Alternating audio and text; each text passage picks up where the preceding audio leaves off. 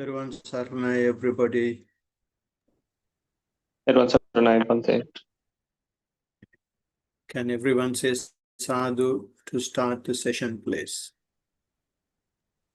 Sadhu, sadhu. Sadhu. Namo tassa bhagavato arahato samma sambuddhassa.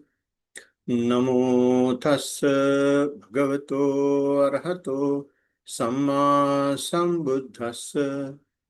Namo tassa bhagavato arahato samma sambuddhassa. Yato nidanang bhikkhu purisang papancha sanya sankha samuda charanti. Ettache natti abhinandi tabbang abhivadi tabbang ajjosi tabbang. Esevanto raganusayanang esevanto patiganusayanang esevanto dittanusayanang esevanto Vichikicchanusayanang, esevanto mananusayanang, esevanto bhavaraganusayanang, esevanto avicchanusayanang, esevanto dandadana sattadana kalaha viggaha vivada twang twang pesunyang musavadanang, ettateke papaka kusala dhamma apariseso nirujjanti ti. Sadhu, sadhu, sadhu. Dear friends in the Dhamma, today we are starting another talk for this Tuesday mindfulness session, which is 18th November 2025. And the particular stanza, as you all know, we have taken from Madu Pindika Sutta, in other words, the discourse on honey ball. And the meaning, the direct translation of this particular sutta is: a bhikkhu, as to the source through which perceptions and notions born of mental proliferation beset a man. If nothing is found, they are to delight in, welcome, and hold to. This is the end of underlying tendency of lust, and end of underlying tendency of aversion, end of the underlying tendency of views, end of underlying tendency of doubt, of underlying tendency of conceit, end of the underlying tendency of desire for being, end of the underlying tendency of ignorance. This is the end of resorting to rods, weapons, quarrels, brawls, dispute, recrimination, malicious words, and false speech. Here, these evil, unwholesome states cease without remainder. So this is the direct translation of this particular sutta. But if I give you how we reach this stage when the Blessed One was living in Sakya, or Kimbul, city of Sakyans, in a monastery called Nigrodharama. After his alms round, he goes into the great wood, we call it Mahavanaya, and sat under Bilva tree for his rest after lunch. That time, Dandapani, another person who is walking there for rest again, meets the Blessed One. And he asked the Blessed One, King Vado Samano Kimakkaiti, which means, what does the recluse assert? What does he proclaim? What do you proclaim? He asked. When he asked that, the Blessed One said, Viggahya tittati kamehi visanyuttang bhava bhave vitatanha chinna kukkuchang akatang kating And he kept on saying a few words like that. And this particular person, Dandapani, did not understand head or tail of what Blessed One said. So he was mocking the Blessed One, pulling his tongue out and making all sorts of facial expressions sarcastically, and left because he did not understand what the Blessed One said.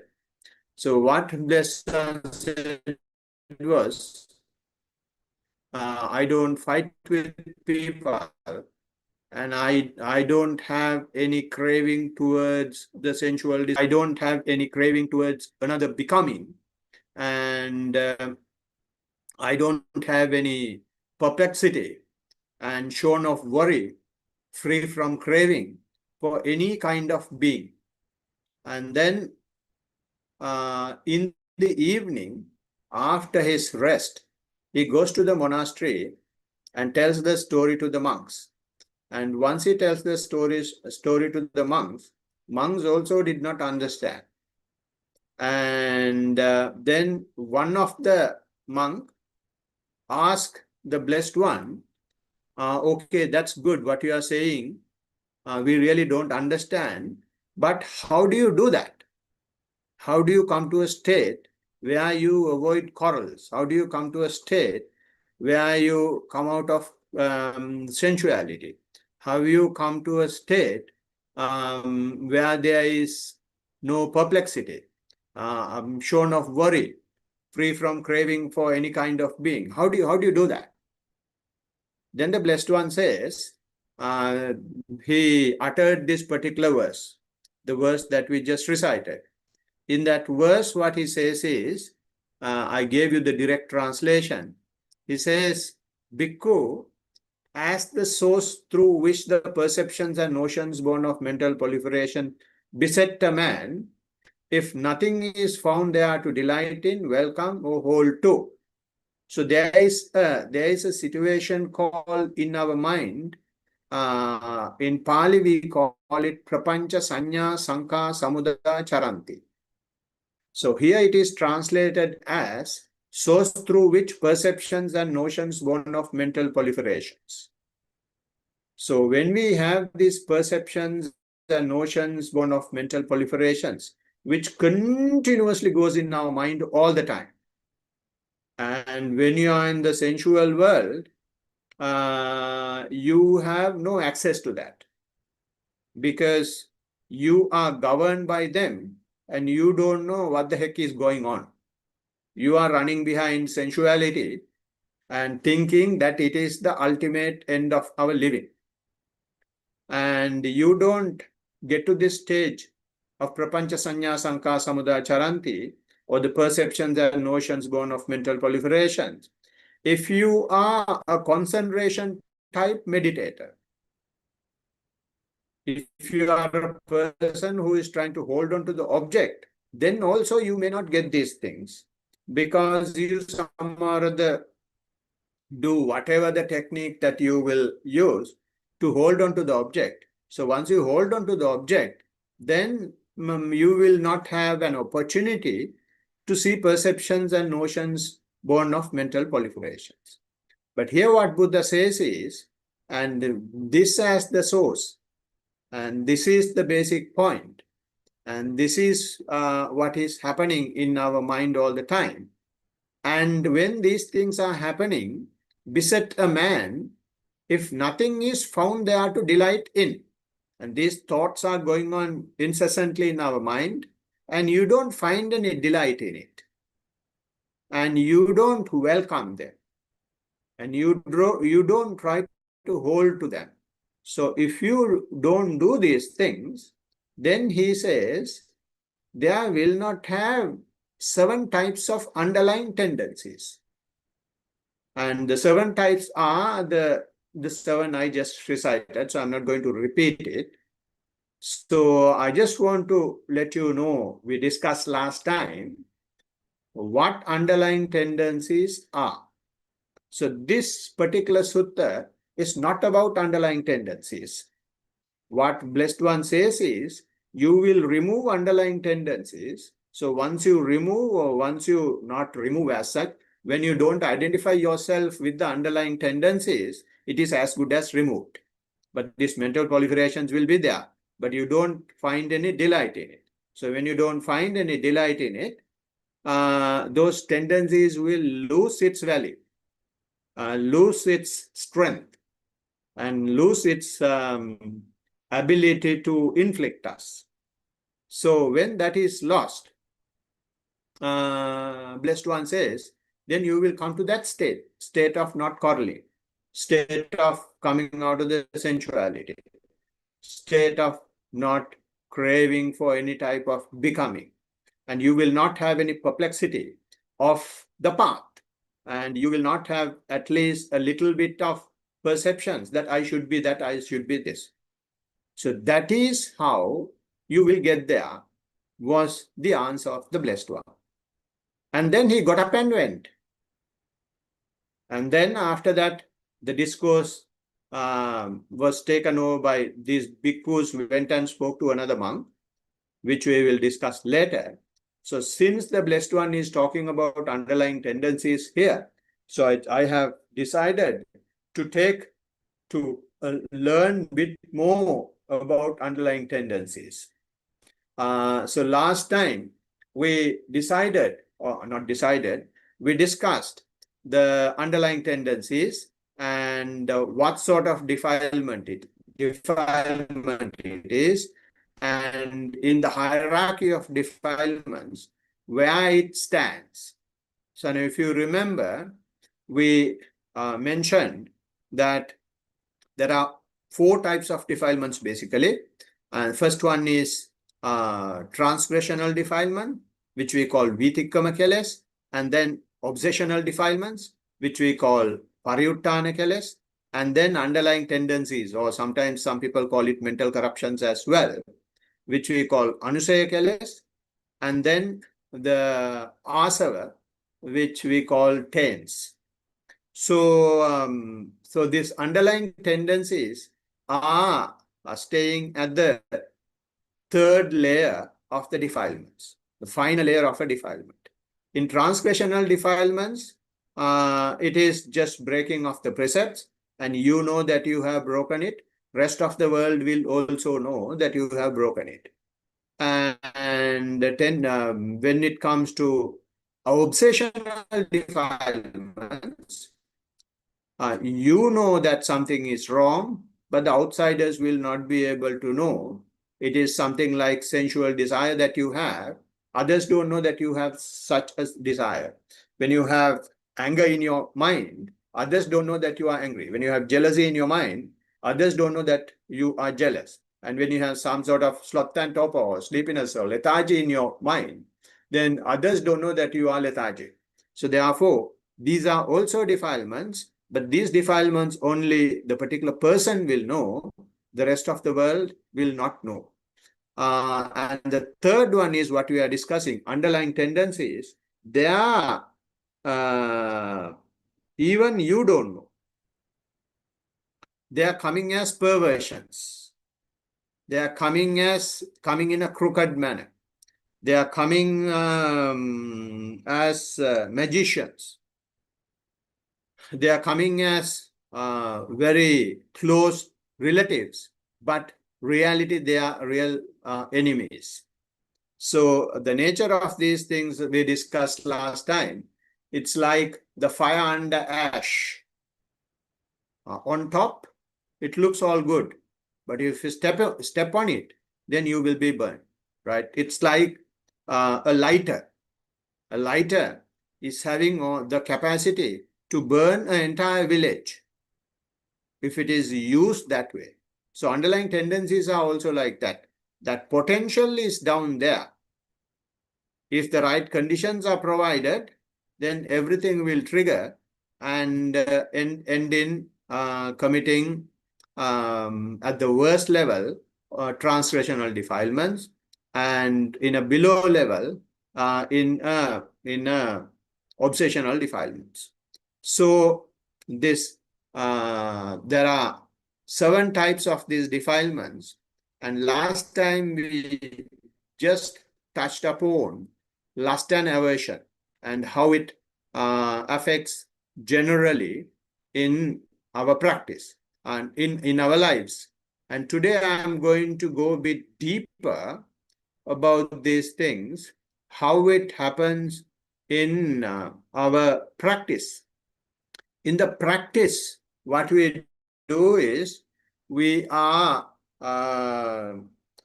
trying to bring our attention. We are trying to bring our awareness to the present moment of ourselves. So when we do that, after practicing for some time, you realize that this is something that we have missed all our lives. And it is such an important thing and such a very practical thing, but we have not got that. And we are really lucky to have this. And you feel that the entire universe should have this. And you will feel that this is something that entire living kind should practice. So that is because you are now really seeing the benefit of the practice and seeing how most of the problems we have can be answered through the practice of awareness, choiceless awareness.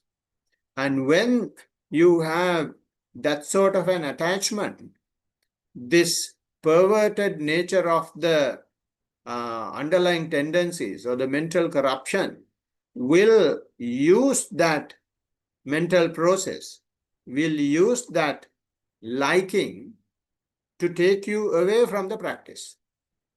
Now you will think that I should give this to my brothers and sisters. I should give this to my parents. I should give this to my family. I should give this to my close relatives. So there will have a lot of plans and thinking going on in your mind because you are seeing that this is the real teaching of the Buddha. And we call it Jnati Vitakka, or the thoughts about the relatives will come into the picture and will playing a part.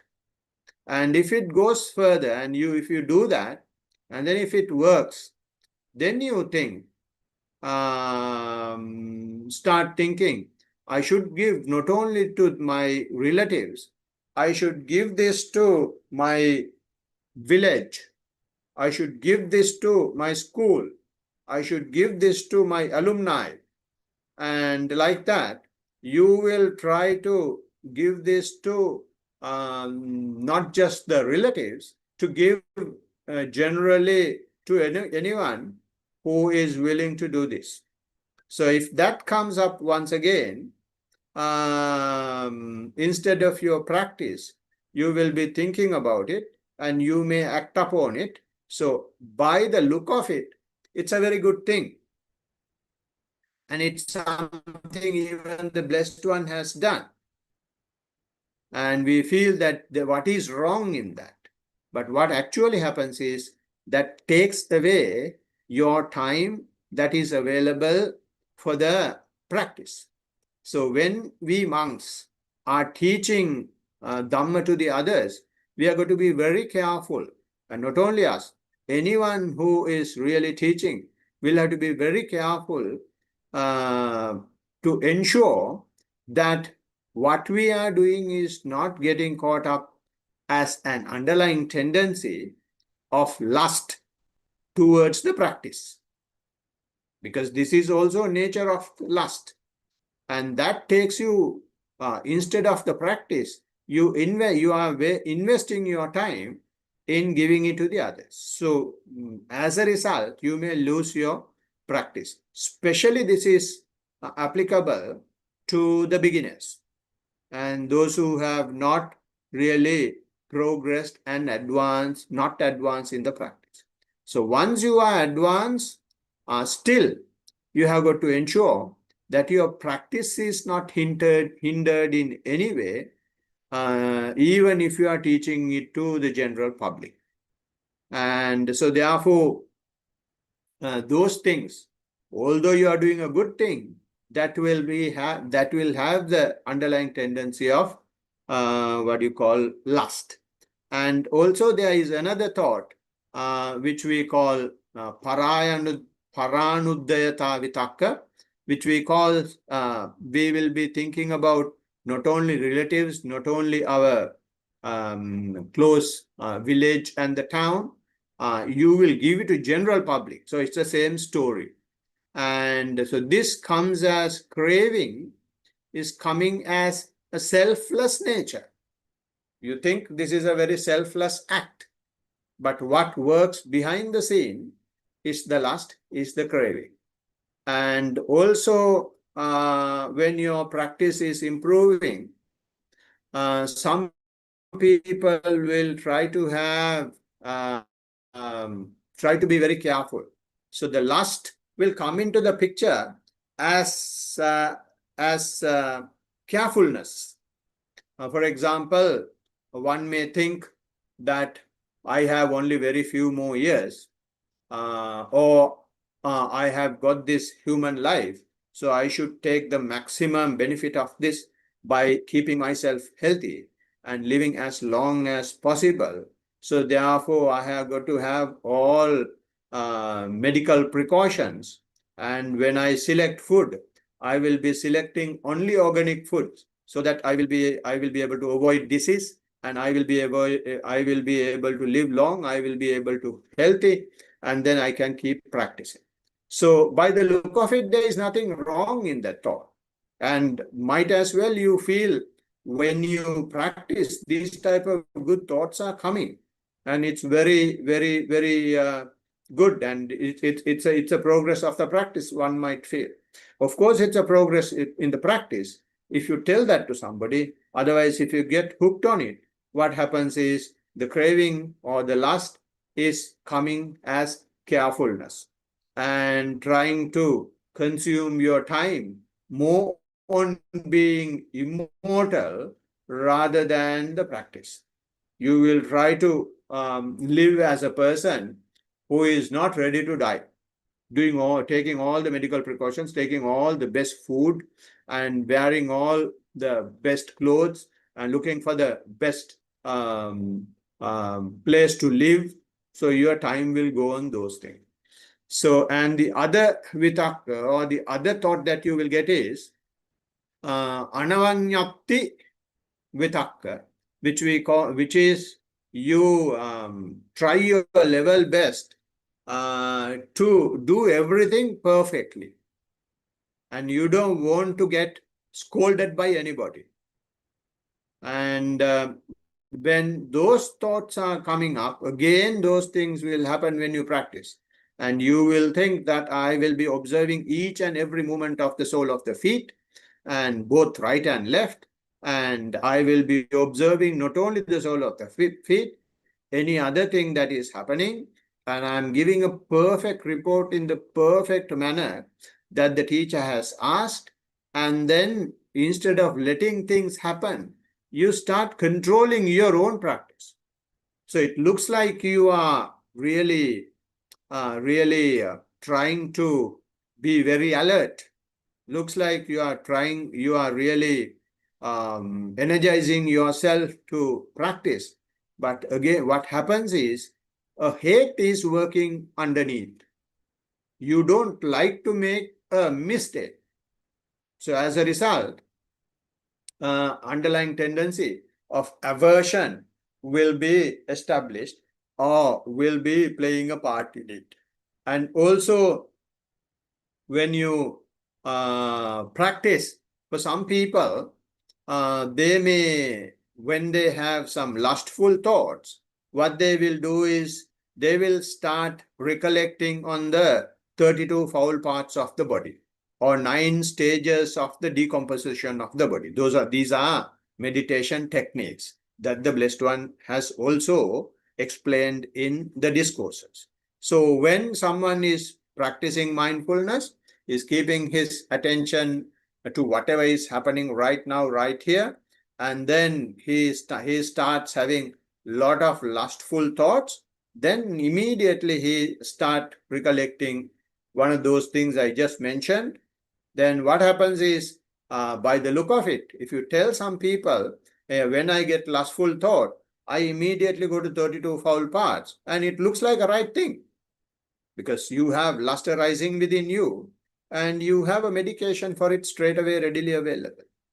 But when you do that, what actually happens is, without your knowledge, you are hating your lustful thoughts that are coming up.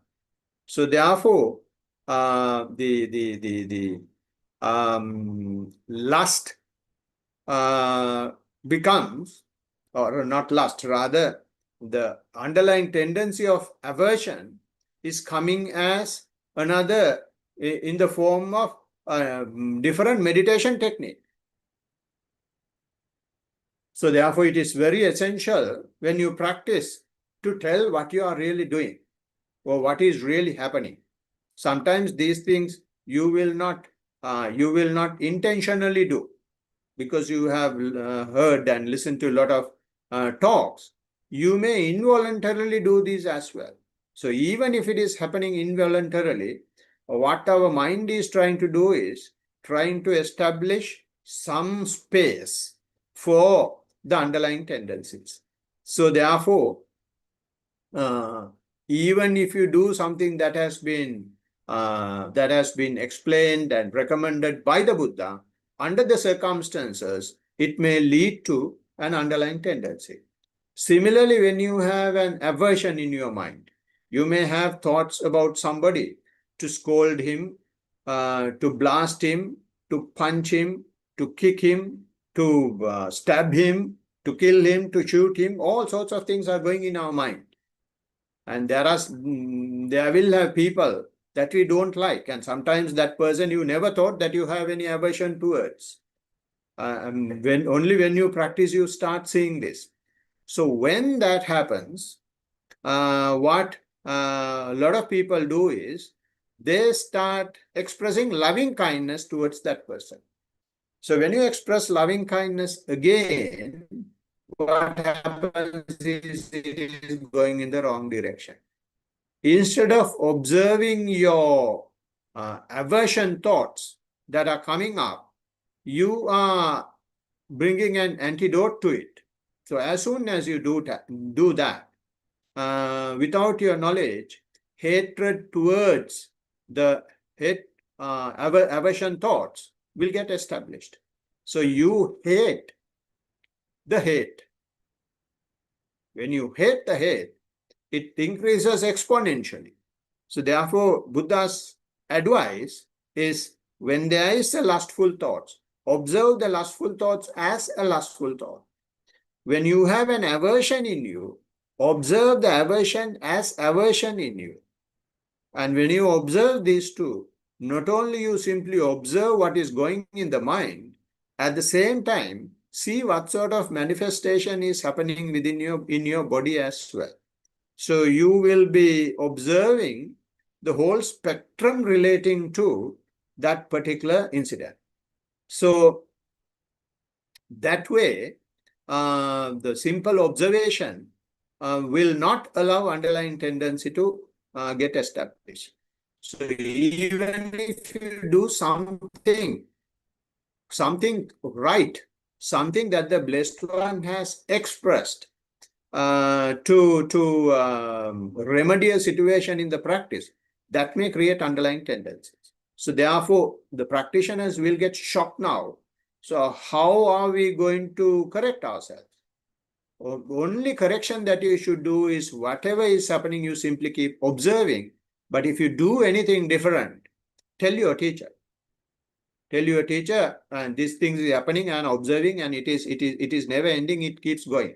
And I feel expressing loving kindness towards this person, but you have said, so I'm not doing. And I'm getting a lot of lustful thoughts, and you said not to recollect on 32 foul parts of the body, so I'm not doing it. But still, these things are happening. So why aren't you allowing us to do it? Someone might ask. So then you will have to explain it. To do those things, teacher will have to observe that particular person for some time. Teacher will have to give him the right conditions for him to do it. And then only it should be allowed. Because these are very powerful techniques, 32 foul parts of the body and loving kindness meditation. Those and even the other reflections that you do in the practice, they are very powerful. And for you to do those things, they should have right conditions. And you should have an access to the teacher straight away. And you should live sort of a fairly good monastic life, or close to a monastic life, because these things are giving very quick results. So those quick results, when they manifest in your body, you may not be able to really fathom them, what is going on. So therefore, we have got to be very careful in using those techniques. And as for that reason, Blessed One says, you don't worry about anything, no matter what happens. It is happening to you. You simply observe. Keep the mindfulness to the fore.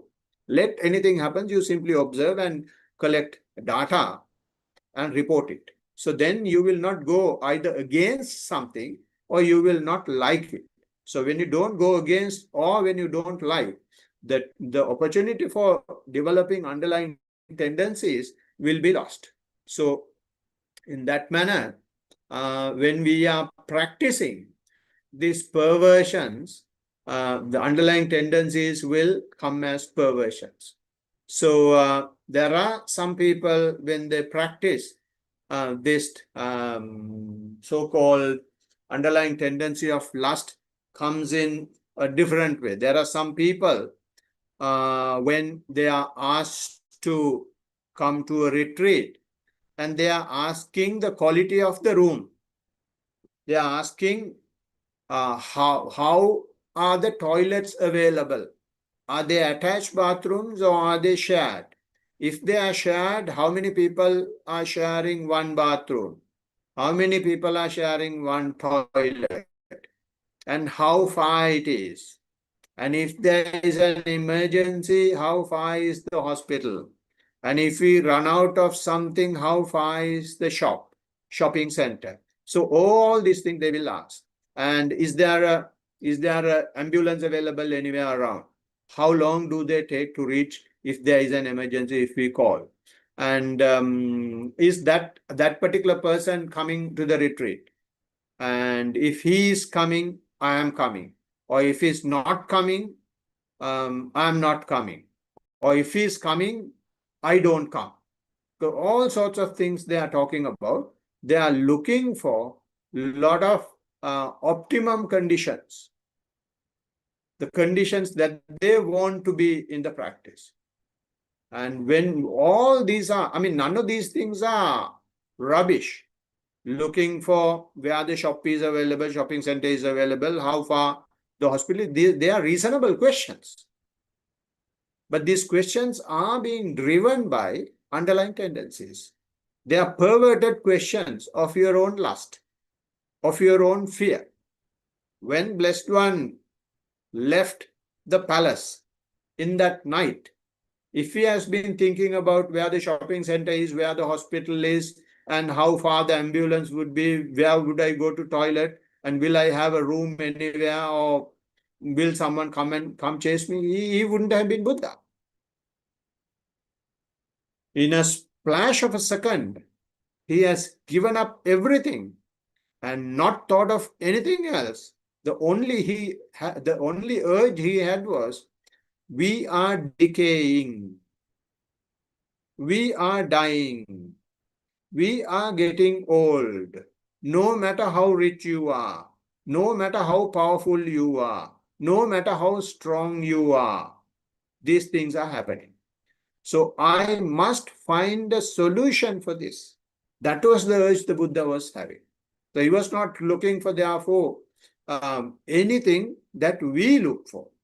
And when we go to a place, we are asking, are there air conditioning? If there is no air conditioning, is there a fan? And there is something in me also when I go to places, I see whether there are mosquitoes. I see whether there are flies. That is also wrong. When we really see, when Buddha was not thinking about those things, just went to the woods, he just started the practice. He was not looking for any optimum condition. And therefore, by doing that, just imagine how much of underlying tendencies he has immediately challenged. And these underlying tendencies are very subtle layer. That is when you just get to start the practice at the very early stages of the practice. But when you are practicing, practice is developing. Say, for example, you are doing your mindful walking, you are doing your mindful sitting. When you are doing it, so long as your attention is to the walking, so long as your attention is to the sitting and with the breath or whatever you are observing, and it's all jolly good, you will be very happy. And you will say in your report, Bhante, my practice is going very well, and I can observe most of the things in my walking. I can observe most of the things in my sitting. And these are the things I am observing. And so it's going so well. So what happens is, what is given in lines between the lines is that you are gradually getting addicted. You are gradually getting craving.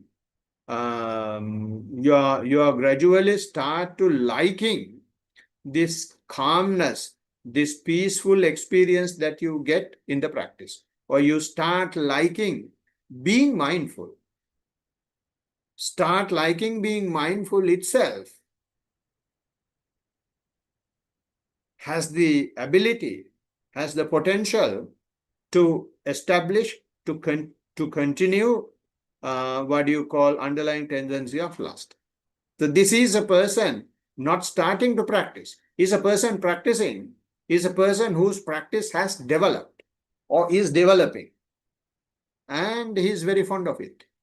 And that being fond of it, I'm not saying you should not be happy about your practice. You should be happy of being mindful and not being able to be with the object. So therefore, you will have to see even in the practice is going in the right way, you think the raga anusaya, underlying tendency of lust, will establish. How you will see that you have had raga anusaya is after some time you start crying. After some time you start crying and saying, Bhante, those days I had such a wonderful practice, but these days nothing. And I don't feel at least going and sitting. And some people say, I don't feel walking. So I walk for 5 minutes and then go and sit. So my sitting is going so well. So that's simply because you are getting so much of craving from the sitting, and you don't get much craving towards walking, so you don't walk. So therefore, when the practice is developing, these things are playing a part. So just imagine what sort of vicious cycle we are in. Unless a Buddha has come and explained these things, these are happening in this manner, we will never be able to understand it ourselves. And even when it is being mentioned, even when we know, even without our knowledge, we can see we get caught in these things. It doesn't matter, but we know now that is happening. So knowing that it is happening is the key. So we can talk these things in a small group like this because we are birds of the same feather. But we can't go and tell these things outside. Only people like you will understand these type of things because these are applicable only for a separate type of people, separate class of people. Not that we are so superior over everybody else, but we are going sometimes bit of a different directions than the rest of the world. So you will be able to some extent, relate to these things. So on the other hand, when that practice is happening in that manner, suppose you get some disturbance, you may hear a sound, and the other side of your neighbor may put his radio full blast, and your walking and sitting goes out the window. Your calmness goes out the window. And when that happens, you immediately will think the attention is going to the sound, and what you will do is to avoid attention going to the sound. You are not generating any aversion thoughts, but instead what you do is to avoid the attention going to the sound. You may start labeling walking, or right, left, right, left, and it will work. Then you say, Bhante, when I was walking, my neighbor put his song full blast and I was disturbed. What I did was I started labeling and I was able to bring the attention to the walking.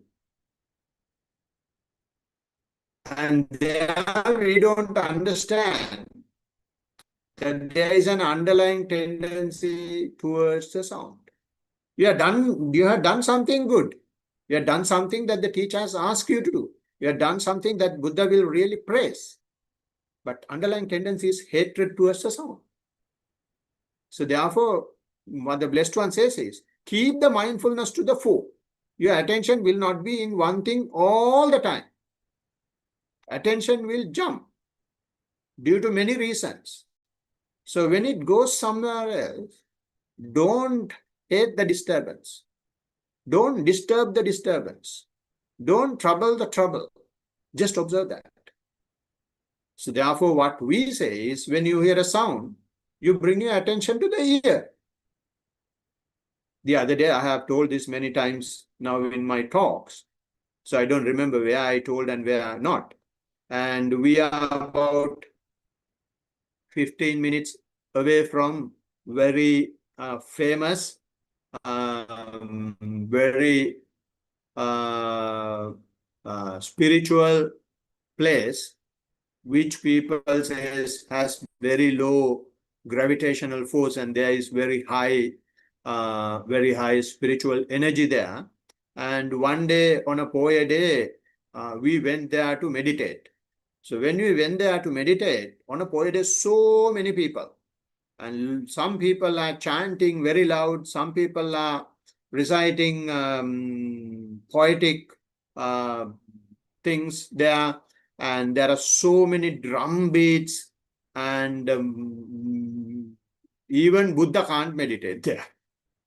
So what I did was, because so much of sound, and I did not bring my attention to the body, I did not bring my attention to the sitting, I did not bring my attention to the breath, can't because of the sound, and sound is the most prominent thing. I quietly, after walking, kept my attention to the ear. And initially I started hearing all these sounds. Gradually they subsided. And then my ears were filled with so much of vibrations and, some echoes from the sound. And after a while, I was on my own. So likewise, when there is a disturbance, you will have to make that disturbance a factor, supportive factor, conducive factor for our practice. That is what the Blessed One is teaching in this phrase. Keep the attention to the fore, having the body as your focal point. Ujum kayang panidaya parimukang sating upattapetva. So if you do that, you will very easily understand, very easily walk on the path of the Buddha. There is no necessary for you to read the long discourses, middle-length discourses, numerical discourses, and connected discourses, all Atuva, Tika, all commentaries, and all Abhidhamma.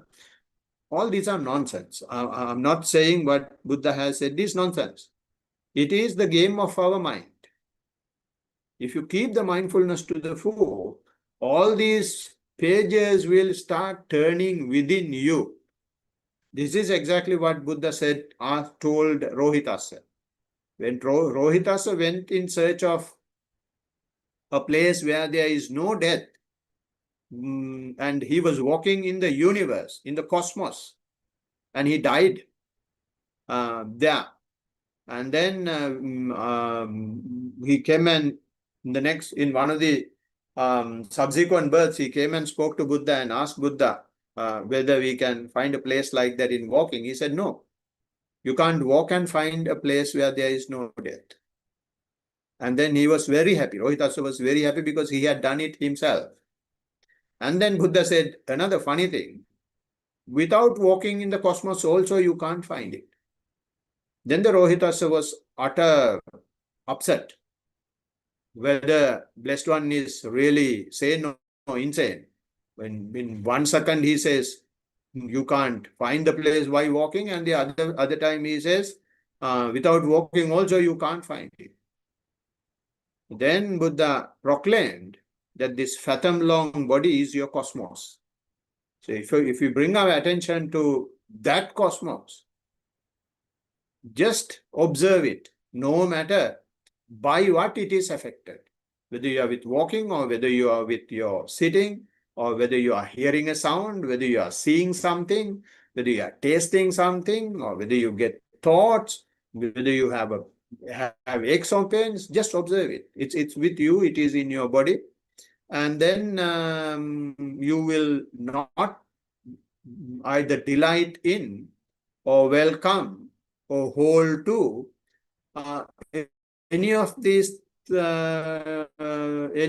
mental proliferations which are going on. So when you are not connected with those mental proliferations that are going on, you will not allow any of the underlying tendencies to come up. Mainly, in this case, liking towards one thing, and as a result, disliking towards the other. And that way, you will avoid underlying tendencies towards lust, underlying tendencies of aversion as well. So a lot of people ask when there are thoughts in the practice, Bhante, how do we stop it? What can we do to minimize it? Can we, when we have thoughts, can we do something else? Again, the same thing. It is underlying. I mean, you're asking a right thing. It's a good way of looking at your practice, because you want to be with your primary object. And a lot of people think being with the primary object is the best thing, and there is nothing wrong in it. But if you can't do it, and if you try to hold on to that, and if you try to chase the other one away, the thoughts away, then without your knowledge, lust underlying tendency and aversion underlying tendencies at work, at full swing. And similarly, when your practice is developing, you are not fighting with the thoughts, you are not fighting with the aches and pains, you are not fighting with the sound and sights that you have. And if they are there, you are observing them. And if the walking is there, you observe walking. So now you are without trying to minimize and reduce and stop things, you get onto the right track and you keep observing, and it is going well. So once it goes well, what happens is gradually the initial layers of the lust and the aversion starts to subside. So once they subside, when your aversion and lust subside, there is nothing for your mind to play with. So when the mind is not having anything to play with, what does the mind do? Mind goes to bed. If mind should have some lust or some aversion to be awake. So when those things are not there, mind goes to sleep. So when that happens, usually when you are practicing, you may feel lethargic and you may feel sleepy and you may come to a state where there is nothing, or you don't feel anything. So when that happens, when you don't have any sign of mindfulness, again you get shocked. Then you say, Bante, why is this sleepiness coming and can't I remove that? And should I put my legs in a water bucket and keep practicing? Because now again, your practice is developing. Your aversion and lust is reducing. Now you start hating the sleepiness.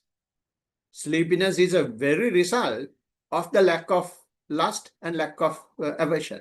And without your knowledge, another layer of lust and aversion comes into the picture when the practice is developing. Now here the practice is not going backward, practice is going forward. But you feel it is going backward because of the strength of our underlying tendency of lust and underlying tendency of hatred. So it's going deeper. And from the practice, it is picking up.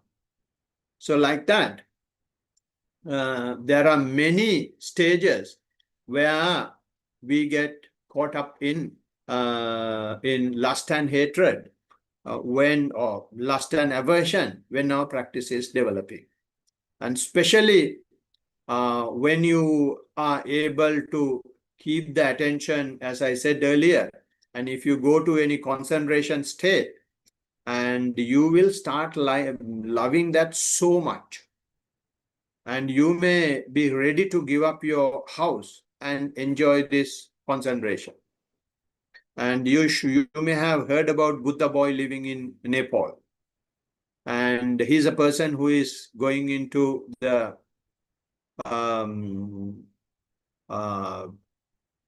woods and finding caves and meditating. So when he's meditating, and there is a huge following for him, and when he's meditating one day, some village women have come in search of firewood, and they have been talking, playing and shouting, and they're collecting firewood. And this person had got disturbed. He has taken a good log and beaten all of them. And then few hours later, police have come and arrested him. So he has been having so much of lust towards his own practice, his developed practice. He has been having so much addiction to the concentration. Right? So therefore, when your practice is going perfectly well, without our knowledge, we may get addicted to that serenity, that calmness, that rapture, that happiness that we get. So therefore, what the Blessed One says is, absolutely there is nothing wrong in going to those states.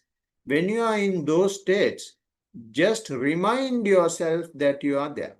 And if you are not able to remind when you are there, when you are out of it, just be aware that you were there. That's all.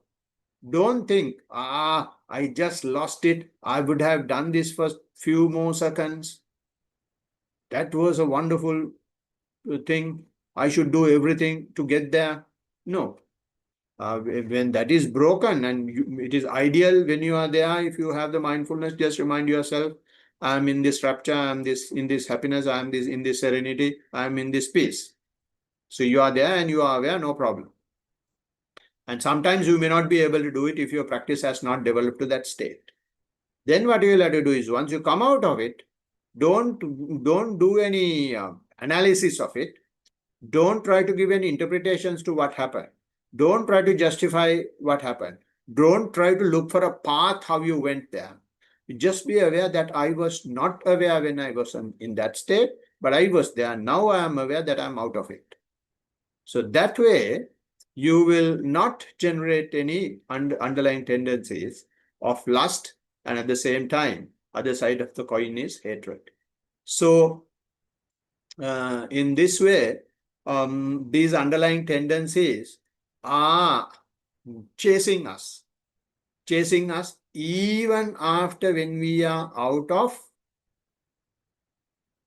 underlying tendency towards lust, underlying tendency of lust towards sensuality. We think we have underlying tendency towards only sensuality because lust is having that meaning in most of our minds. But lust is not that. Lust is our addiction to something. So it is not necessarily sensuality. Even in spirituality, that happens. So this is what happened to Uddaka Ramaputra, and they were having so much of underlying tendencies towards the particular state he was in, neither perception nor non-perception, and he was addicted to that. He was enjoying that. He thought this is the end, and he thought this is the eternal state, and he was hooked up in that. And only a Buddha could find it. Even before Buddha became Buddha, he said, Uddaka Ramaputra, this is not what I am looking for. I am going in search of the truth. King Satcha Gavesi was the word Buddha used. Because Uddaka was having 500 disciples. Uddaka said, you take 250 and gave 250 disciples to Buddha. And Uddaka wanted to keep 250, and they wanted to run the business that way. Buddha straight away said, no, you keep the entire batch. I don't want any. I'm not looking for this. There is something wrong even. He did not know what it is. But he felt the friction, even in neither perception nor non-perception. And he found the technique, keep the mindfulness to the fore. When you keep the mindfulness to the fore, you don't care where you go, you simply be aware. It may be such a serene place, doesn't matter, you simply become aware. It may be a horrible place, you may be aware of it. And at least you will try to be aware. And over time, you will get used to being aware. So therefore, the gift that the Blessed One has given us is unimaginable. You can't give a value. And a lot of people give this to the God. A lot of people, Buddhists, hand it over to karma, and they hand it over to Bodhi Puja and Vaskavi and Setkavi, and they hand it over to charity, giving dana to monks will take them to Tusita realm. That is all they want to do. But they don't know even Tusita realm finish. Whatever realm finish. And then Buddha has said, whoever who becomes even a world ruling monarch, once he has gone out of it, once he passes away, he may be going to hell. Nobody can stop. Nobody can stop. Once, when Venerable Ananda was going behind as the attendant of the Buddha, Buddha has smiled. And the Venerable Ananda has asked, why did you smile, Blessed One? Because Blessed One is not usually smiling. And then he has shown a line of black ants. And he said, none of these ants, all these ants have become the world ruling monarchs in their previous lives. When I heard that, I got goosebumps. I'm not an ant, but being a human being, we think we have received everything. So if a world ruling monarch is falling onto that state of becoming an ant, then I really got goosebumps and thought that we must rectify the mistakes we have been doing. So we are fortunate to have this Dhamma. We are fortunate not just to have Dhamma. We have received the perfect Buddha's word that takes all the shackles away. So may this talk inspire you to more and more to walk on this path. Blessings of the Triple Gem.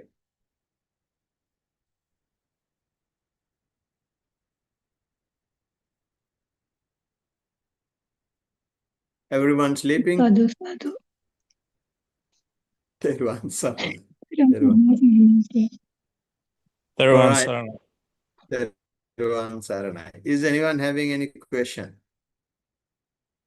Is there anything to discuss?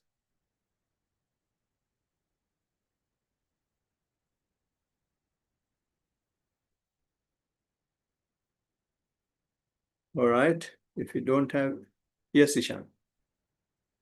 Sorry, Bante. So just a question came up while listening to this today's discussion. It was very interesting. So one point was actually, Bante, even from previous practices outside of meditation, like I have been like trying to apply some of those techniques that you mentioned, like when you have a particular thought coming up that you try to counter it. So a lustful thought, you counter it with like some body part, or you try to counter hatred with loving kindness. So Bante, Yeah. at the beginning stage, at a particular stage, would you recommend? Now you mentioned the transgressional defilements, where you actually from your body you are performing a transgression. So do you just avoid the transgressional defilements and observe what is happening in the mind, so that you see those particular states that come up as obsessional defilements and just observe them instead of trying to counter it? Is that sort of what you have to do at the beginning? Exactly. Not at the beginning. Throughout, actually. Throughout. That is why Buddha says keep the mindfulness to the fore. Just be aware. If you do anything else other than awareness, you will have to do it because of hatred, or you will have to do it because you like it. Understood. So in the level of the mind and body, observing those two things after like stopping your transgressional defilements, which we consider unwholesome, can create the unwholesome karma, so that we prevent that. The tendencies that come up, that is the mental tendencies and the bodily feelings, we just need to observe it. Is that correct, Bante? So Yes. Thank you. Yeah. I just want to clarify that. That's very today's lecture was very informative. Yeah. And I will have to make a correction in the question itself. And you said once the transgressional defilements are completed, and we don't know, it may be a state that we don't know whether we have completed the transgressional defilements or not, because we can't complete transgressional defilements until we really develop in our practice to some state. Say, for example, of course, we don't kill animals, we don't steal, we don't engage in sexual misconduct, we are not getting intoxicated, we are not lying, we are trying our level best to do it. But those things may happen. And especially if you are really addicted to something for a long time, just because you practice, you won't be able to stop it. Say, for example, especially alcoholic addiction. And they want to practice. They are practicing, but still by evening, the body is craving for it, and you go and have a shot. So what Buddha says is, even when that happens, you become aware of it. You become aware of the complete process of being taking a drink, not a drink, taking liquor, or maybe even drugs, maybe even any other wrong thing. You are doing the wrong thing. You are doing a transgressional defilement, but you become aware of it. Then Buddha says, when you become aware of it, you will start seeing yourself, and you will start understanding yourself that you are doing a wrong thing. Then it will gradually stop. He says moral and moral fear will develop, and as a result, you will so-called restrain your faculties. And once you restrain your faculties, then you become a virtuous person. So that is the process. So even in transgressional defilement, we initially do it because we are Buddhists, or because our teacher says, or because the monk is giving precepts, because our parents says. But it is not on our own. It is not just because we are 100% realized that we have done a right, that this is the right thing to do. But if you have become mindful, then you start understanding the other side of the bad side, the demerits of your action, how bad it is for you mentally. Then you stop it. Then when you stop in that manner, then it leads to completion of the transgressional defilements. And that is the real observation of the precepts. Otherwise, Buddha says, it is not sila, it is silabbata paramasa. Just because somebody else says, or just because you are afraid of going to hell, just because you are afraid of the God, you are doing it. Then it is not, you are observing the precepts, but not with the right mentality.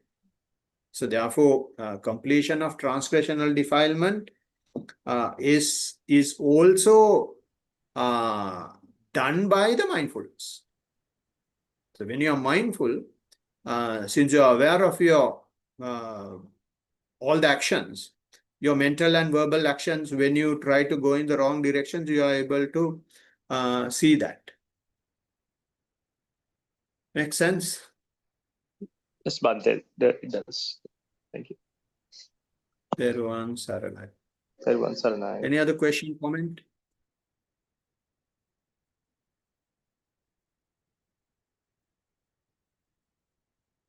If there is no other question and comment, I'm not quite sure whether Nathan is able to transfer merits. We have done,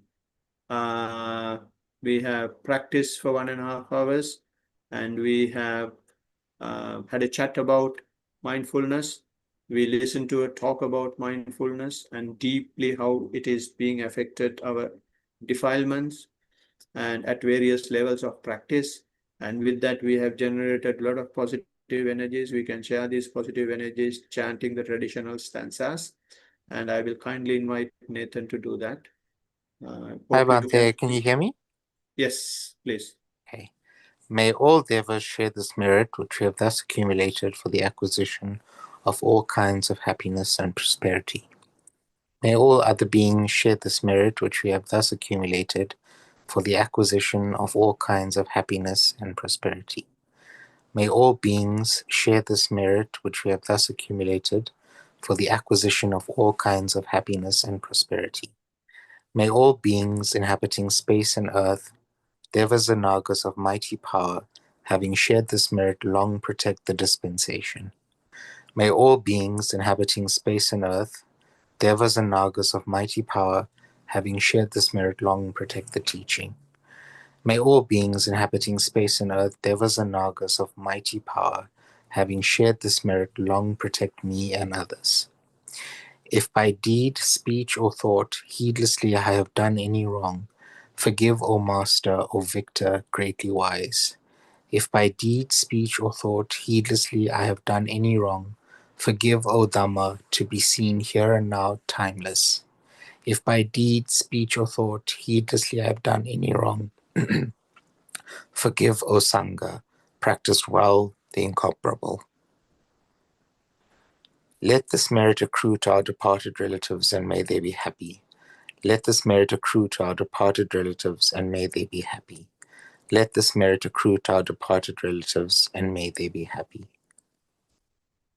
By the grace of this merit that I have acquired, may I never follow the foolish, but only the wise up to the time I attain Nibbana. By the grace of this merit that I have acquired, may I never follow the foolish, but only the wise up to the time I attain Nibbana.